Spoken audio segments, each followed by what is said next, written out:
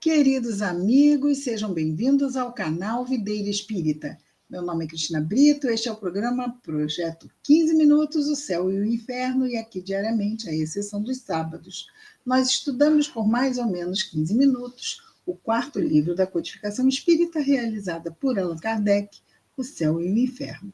Atualmente estamos na segunda e última parte do livro, que trata dos exemplos, e estamos no capítulo 4, quando Kardec nos traz o testemunho de espíritos sofredores, e hoje vamos ver aqui o testemunho do Príncipe Oura. Príncipe Oura. Foi recebido em Bordeaux, 1862. Vejamos então.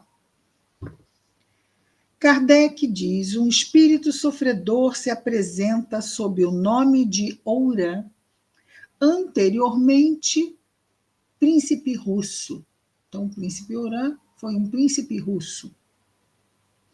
Pergunta: perdão. Quereis nos dar alguns detalhes sobre a vossa situação?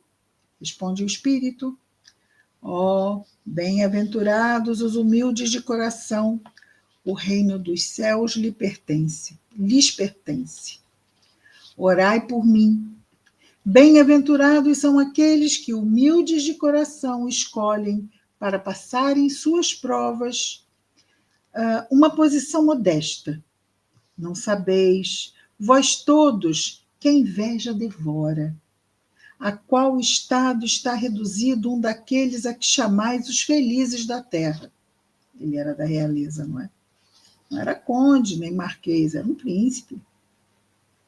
Não sabeis as brasas ardentes que acumulam sobre sua cabeça. Não sabeis os sacrifícios que a riqueza impõe, quando se quer aproveitá-la para a salvação eterna. Ou seja, a pessoa quer usar a riqueza para o bem.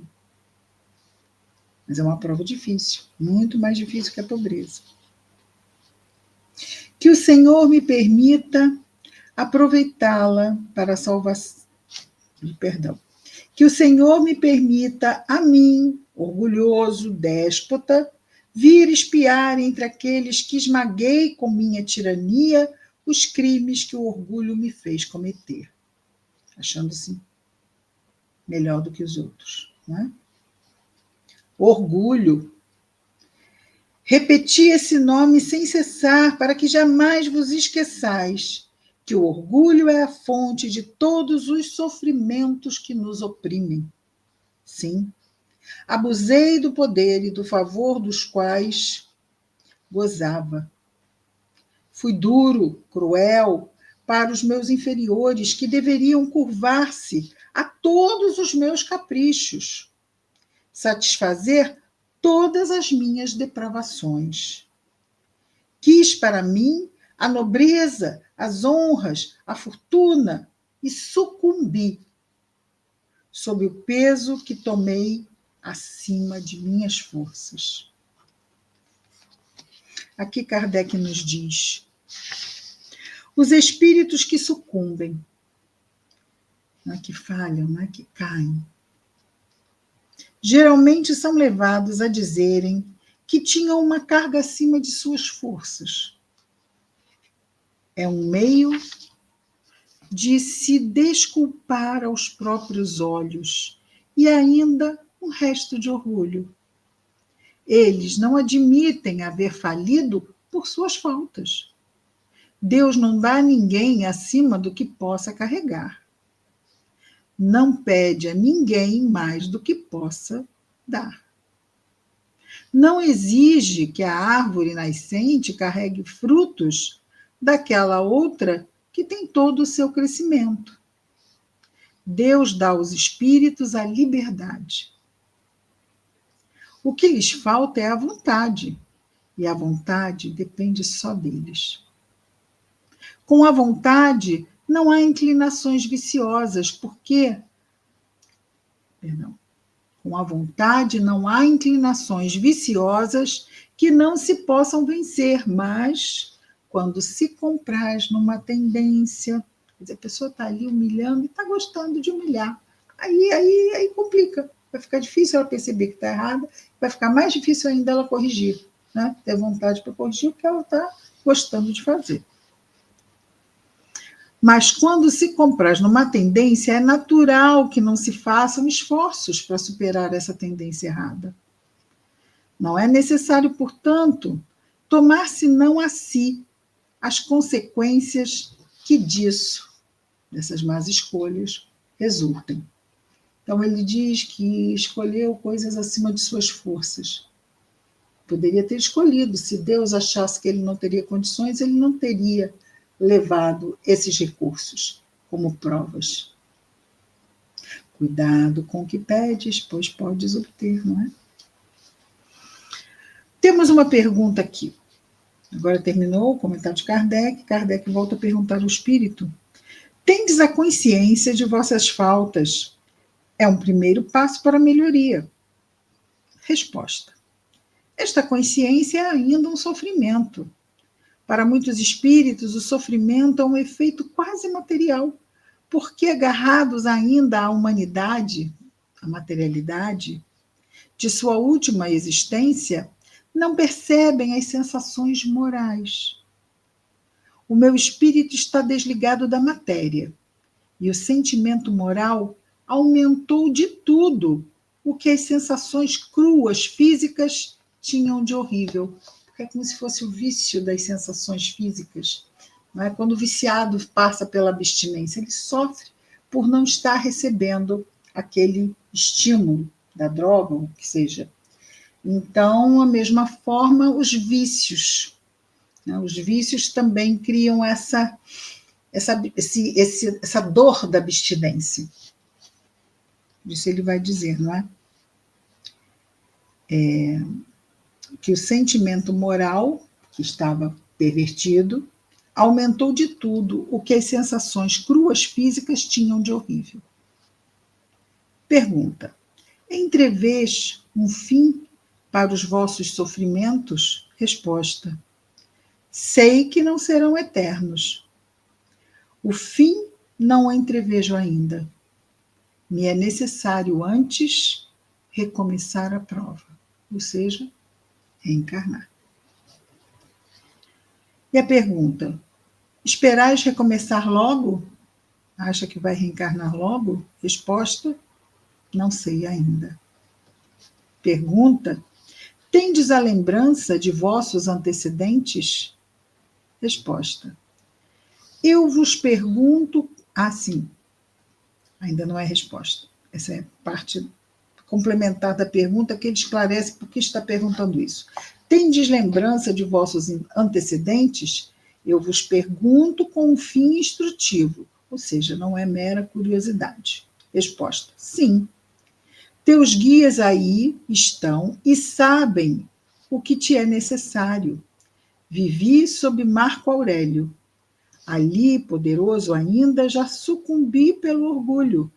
Antecedentes. Então, vejamos, ele já foi lá, ele está remontando aqui ao Império Romano. Marco Aurélio foi César, né? Foi um dos imperadores romanos. Vivi sob Marco Aurélio. Ali, poderoso ainda, já sucumbi pelo orgulho, causa de todas as quedas. Depois de errar por séculos, quis experimentar uma vida obscura. Pobre estudante, mendiguei meu pão. Mas o orgulho aí estava sempre. O espírito adquirira em ciência, mas não em virtude. Sábio e ambicioso, vendia minha alma a quem mais desse. Né? Quem desse mais. Servindo para todas as vinganças, todos os ódios. Sentia-me culpado, mas a sede de honrarias, a sede de riquezas, abafava os gritos de minha consciência. A expiação ainda foi longa e cruel. Enfim, quis a minha última encarnação recomeçar uma vida de luxo e de poder, pensando dominar os escolhos. Não escutei os avisos, ou seja, ele foi aconselhado a não fazer aquela escolha, mas ele quis porque quis voltar poderoso e rico. Orgulho que ainda me levou a afiar o meu próprio julgamento antes que no daqueles amigos protetores que não cessam de velar por nós. Sabes o resultado desta última tentativa. Então ele foi aconselhado, eles velam, ele reconhece, mas mesmo assim quis porque quis ver rico e poderoso. Ele escolheu algo que estava acima de suas forças, mas Deus permitiu, porque ele tinha que quebrar aquele orgulho, ou começar a quebrar. E nada como o fracasso, não é? No retorno, que aí vem, não é? O remorso, né? E depois do remorso, o arrependimento. Então, às vezes, nós precisamos mesmo bater com força o joelho no chão para lembrar que aquele caminho é um caminho de queda. Não nos iludirmos mais, não é? Hoje, enfim, diz o Espírito, compreendo e espero na misericórdia do Senhor. Deponho aos seus pés o meu orgulho vencido e peço-lhe carregar as minhas espáduas com o mais pesado... Espáduas, né? Aqui os ombros. Peço carregar os meus ombros com o mais pesado fardo de humildade. Com a ajuda de sua graça, o peso irá parecer-me leve. Orai comigo e para mim. Orai também para que este demônio de fogo não devore em vós os instintos ao orgulho, não é? Para que este demônio de fogo não devore em vós os instintos que vos elevam a Deus. Irmãos em sofrimento, que o meu exemplo vos sirva e nunca esqueçais que o orgulho é o inimigo da felicidade, porque dele decorrem todos os males que assaltam a humanidades inteiras e a perseguem até as regiões celestes. No nosso progresso, né, temos que estar sempre vigilantes. Aqui nós temos uma mensagem do guia do médium, ok? E diz o guia do médium, do espírito, que é guia do médium: tivestes dúvidas sobre este espírito, porque a sua linguagem não te pareceu de acordo com o seu estado de sofrimento, que acusa a sua inferioridade. Não temas, recebeste uma instrução séria. Por sofredor que este espírito seja, ele é bastante elevado em inteligência para falar como fez. Não lhe falta senão a humildade, sem a qual nenhum espírito pode chegar a Deus. Essa humildade ele a conquista agora, e esperamos que com a perseverança sairá triunfante de uma nova prova. Nosso Pai Celeste é cheio de justiça e sua sabedoria. Leva em conta os esforços que o homem faz para domar os seus maus instintos. A definição do verdadeiro espírita, não é? É aquele que sabe domar as suas más tendências, contê-las.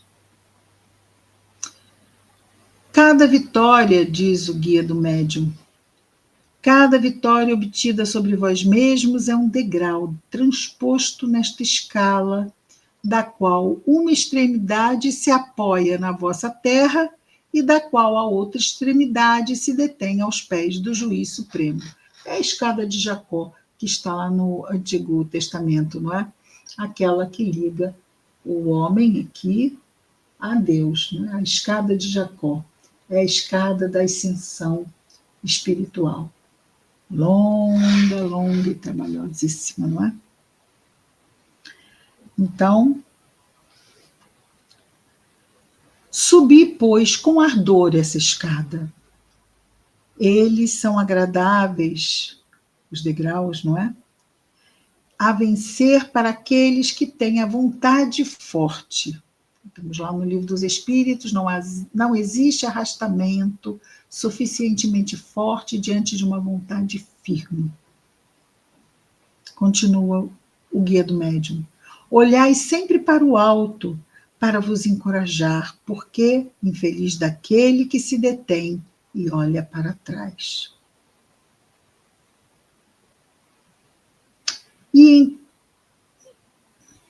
Não é? Não é. É então atingido pelo o que olha para trás. É então atingido pelo deslumbramento, o vazio que o cerca o apavora. Acha-se sem força e diz: de que serve querer avançar ainda? Está olhando para trás, não está olhando para frente, não está se detendo ao dia de hoje, a cada dia abaixo do seu mal, disse Jesus. Vamos ter atenção a hoje. Não ficar lá olhando para trás ou para frente, já imaginando o futuro. Imaginar o futuro é fantasia. Vamos nos prender aqui e ao agora. Tão pouco fiz do caminho. Isso aquele que fica olhando para trás, né? Tão pouco fiz do caminho lá, olhando para trás. Mas quem pode julgar é Deus. Só quem pode julgar é Deus. Tão pouco fiz do caminho. Não, meus amigos, não olheis para trás. O orgulho está incorporado no homem. Pois bem, empregai esse orgulho para vos dar a força e a coragem para arrematar a vossa ascensão. Empregai-o para dominar as vossas fraquezas e subirdes ao cume da montanha eterna. Que lindo, não? E aí termina aqui a mensagem do Guia do Médium. Kardec estranhou que aquele espírito tão sofredor estivesse falando tão bem. E o Guia do Médium disse que, olha, ele pode ser sofredor, mas tem um avanço no progresso intelectual muito grande. Então, ele se expressa bem, porque é um espírito já desenvolvido no campo da inteligência. Nós sabemos, está lá, a terceira parte do Livro dos Espíritos, Leis Morais, a lei do progresso. Primeiro nós temos o progresso intelectual e depois o progresso moral. Ele já está avançado no progresso intelectual. Agora é o que disse aqui o espírito, não é? Arrependido já, não é? Já está mais preparado para enfrentar a prova de frear o seu orgulho e não deixar que ele lhe seja uma pedra de tropeço. É isso. Terminamos aqui o Príncipe Ourã. Amanhã continuamos com o nosso projeto 15 minutos, o céu e o inferno. Até lá. Muita paz a todos.